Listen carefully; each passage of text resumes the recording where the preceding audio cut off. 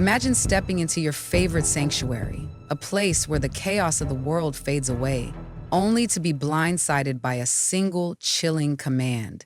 Leave now. No warning, no reason, just the weight of those words hanging in the air. That's exactly what happens to Karoline, a White House secretary with nerves of steel, in the heart of the Oak Room on March 21, 2025. What starts as a quest for peace spirals into a gripping showdown of dignity, defiance, and the unrelenting pursuit of truth. The glass door chimes as Karoline enters the Oak Room, a place she's long called her sanctuary amidst the chaos of the Capitol. Not just any restaurant, the Oak Room is where she finds solace during her endless days as White House secretary, where the scent of freshly baked bread mingles with the clink of wine glasses and hushed conversations. But today, March 21, 2025, that familiar atmosphere is tinged with unease. A strange request shatters her calm, and Karoline, never one to yield easily, decides this won't pass in silence. She settles into her usual corner table by the window, where the light from the main avenue streams in, letting her observe the pulse of life outside, construction rising, new shops opening, and the occasional marching crowd. After a tense meeting, this is her ideal spot to unwind and clear her mind.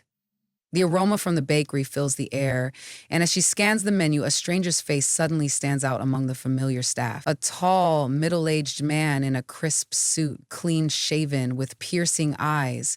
She's never seen him before. When her regular waiter, Tom, approaches to take her order, Karoline smiles and requests her usual grilled salmon with vegetables. But as Tom turns away, the unfamiliar man steps toward her table. "Excuse me," he says, his voice low but firm. "I'm afraid you need to leave." Karoline looks up, stunned. "Sorry, what did you say?" she asks, leaning forward slightly, thinking she misheard. "You need to go now," he repeats, his tone more urgent, almost commanding. "You need to go now." He stands close to the table, his body tense, as if bracing for an argument.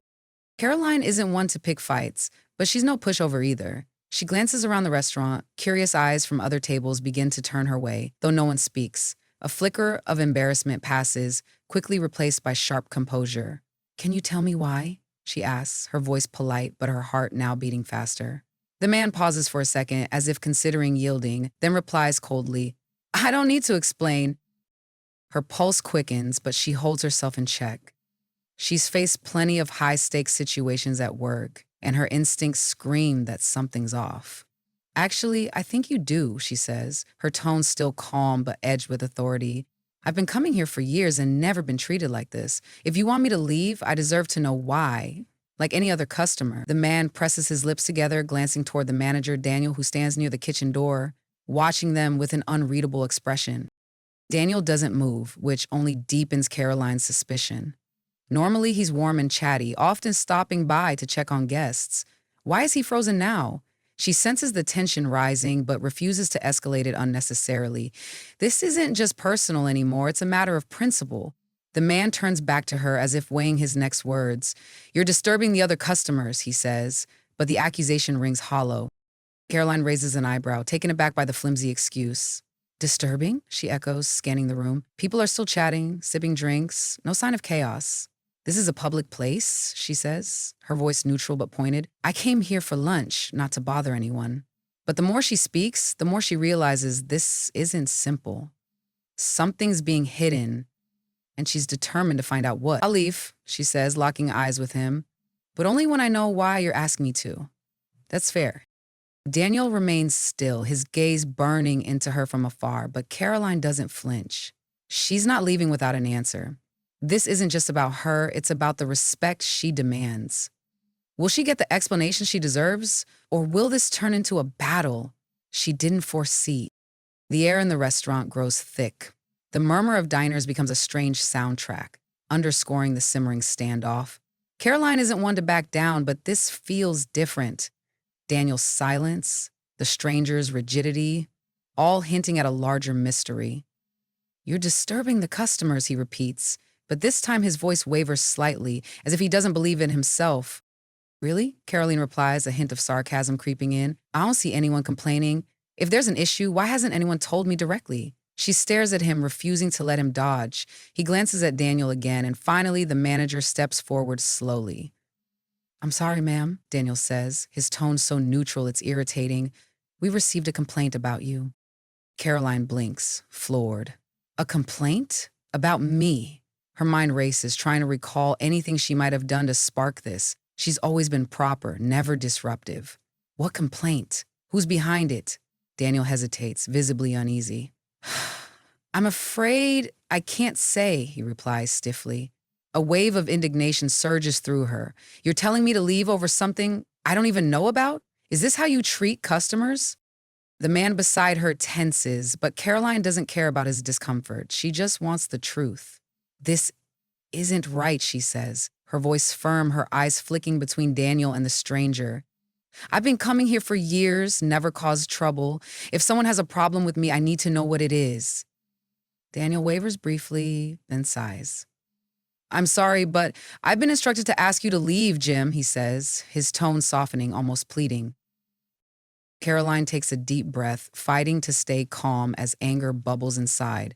Instructed by who, she asks, her voice low but cutting. Daniel glances at the man, then reluctantly admits, from the owner, Helen. Helen? The name hits Caroline like a shockwave. The Oak Room's owner, someone she's known for years, always kind and attentive. Helen, she repeats, incredulous. I've known her forever. Why would she want me gone without an explanation? No one answers immediately. The man and Daniel exchange a cryptic look, as if waiting for her to give up. But Caroline isn't one to quit. If this is a misunderstanding, why didn't anyone clear it up from the start, she presses, her voice now icy. The man finally speaks, his tone quiet but apologetic. It's not what you think, just a mix-up. A mix-up? Caroline tilts her head, her gaze piercing. I've been sitting here for over an hour and no one said a word. If it's a mix-up, why let it go this far? He fumbles, clearly unwilling to continue. But Caroline isn't done. Listen, she says, her voice steady and resolute. I've always respected everyone here, and I expect the same in return. If there's a problem, I deserve to know. The silence stretched, taut as a wire. Then Daniel sighed, as if finally buckling under the pressure. I'm really sorry about this, he said, his voice trembling slightly. Helen, she's concerned about you. It seems to be about how you've been interacting with other customers lately. Caroline frowned, utterly caught off guard. Interacting with other customers? What do you mean? She asked, her voice now tinged with confusion. The man jumped in, his tone rushed. It's not about you, honestly. Just some people thought you made them uncomfortable. Caroline blinked, stunned. Uncomfortable? How? I've never had a single complaint all this time. She felt like she was being pulled into some bizarre game, and she wasn't about to let them win. If someone's upset with me, they should say it to my face. Otherwise, this is just a flimsy excuse. Daniel bowed his head, avoiding her gaze. I don't want to be caught in the middle of this, he whispered. If you want clarity, maybe call Helen directly. Caroline gave a faint smile, not out of satisfaction, but because she knew she was about to take control. Fine, she said, her voice sharp as a blade. I'll call Helen, but before I go, I want the truth. No dodging, no excuses. She pulled out her phone, dialing Helen's number with the precision of someone who'd done it 100 times. It rang twice before Helen's warm voice came through. Caroline, it's been a while. How are you? Are you feeling the suspense yet? Eager to know what happens next? Our channel needs amazing companions like you to hit our first 1,000 subscribers. Subscribe today. Every click is a huge boost to keep bringing you more meaningful stories. Karoline took a breath, keeping her tone steady. I'm fine, Helen, but we need to talk now. I'm at the Oak Room and I was just asked to leave by the manager with no explanation. They say I made other customers uncomfortable, but no one's telling me how. Do you know about this? There was a pause on the other end, then Helen sighed. Caroline, I'm so sorry. I had no idea it had gone this far. I trust my staff, but if there's a misunderstanding, we need to sort it out. What exactly happened? Caroline recounted everything, leaving out no detail, her voice firm yet composed. When she finished, Helen let out a disappointed sigh. I'm so sorry. You're a longtime customer, always kind. If there was an issue, they should have handled it differently. I'll talk to Daniel right away. Caroline nodded, though Helen couldn't see. Thank you, Helen. But this isn't just about me. I want to make sure no one else goes through this. Helen agreed. I get it. I'll handle it, and I want you to feel welcome back here. The call ended, and Caroline turned to Daniel, who stood there looking sheepish. I spoke to Helen, she said. She's not happy, and she's going to sort this out. But this didn't need to escalate if you just communicated from the start. Daniel flushed, nodding. You're right, I should have handled it better. I'm sorry. Caroline offered a small smile. I accept the apology, but remember, respecting customers starts with clarity. As she walked out of the Oak Room, the diner's eyes still followed her, but this time it felt different. She'd stood up for herself, and maybe for others too. Outside, the cool air rushed into her lungs. Caroline knew this wasn't just about a disrupted lunch. It was about self-respect, fairness, and the power of holding your ground. Driving away, she smiled to herself, thinking that sometimes the strongest thing we can do is stay calm, demand respect, and never let anyone diminish our worth. If you've ever felt the need to stand up for yourself, for fairness like Caroline did, drop a like to cheer that spirit on. And if this story resonated with you, share it to spread the positive message. We're on a mission to reach our first 1,000 subscribers. Just one click from you brings us closer to that dream. Join us on this journey.